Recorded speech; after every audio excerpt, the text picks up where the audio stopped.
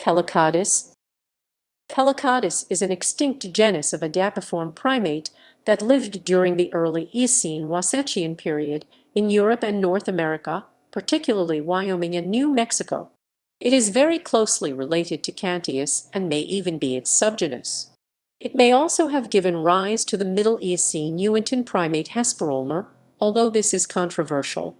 From mass estimates based on the first molar, the two species, P. jarrovii and P. danielsae, weighed 4.5 kg and 6.3 kg respectively, and were frugivores with an arboreal, quadrupedal locomotion.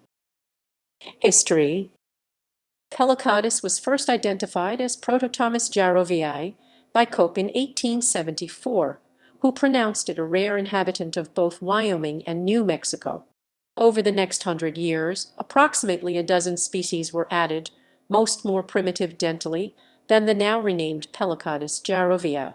In 1977, all but two species were moved into Cantius by Philip D. Gingerich on the basis of differences in their molars. There is some disagreement as to whether Pelycodus is distinct enough to be a separate genus. Morphology. Pelycodus is placed within adapiforms because of its annular ectotympanic, small eyes, non-elongated tarsus and numerous premolar and molar crests, and within Gnatharctinae because of its four premolars, unfused mandible, a hypocone derived from the post-protocingulum, and a lacrimal bone within the orbit. There is, however, a great deal of individual variation in the dentition of Pelycodus, which has made it hard to differentiate between Pelycodus and Cantius species. Distinguishing features of the Cantius/Pelycodus clade are the comparatively smaller hypocones and mesostyles. The distinguishing features of Pelycodus from Cantius are its anteroposteriorly compressed trigonid, its small paraconid on M2 and lack of hypoconulid on Mon-2. It has a much better developed hypocone and mesostyle than many species of Cantius, but not quite as developed as Gnatharctus. The shape of the molars indicates that Pelycodus, like Cantius and unlike later fallivorous Gnatharctines such as Gnatharctus and Smilodix, was most likely a frugivore, though perhaps not as strictly as Cantius. However, there is almost no difference between the tarsal bones of the earliest Cantius and latest Pelycodus, indicating that their arboreal quadrupedal locomotion was probably primitive.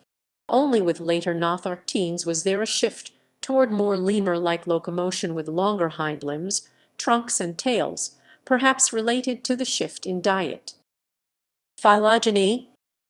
It is very well demonstrated that chronologically successive lineages of Cantius grew progressively larger mesostyles and hypocones, eventually gaining enough distinction dentally to be placed in the genus Pelycodus. This is one of the best stratophynetic sequences in the Eocene, and is supporting evidence for gradualism in evolution.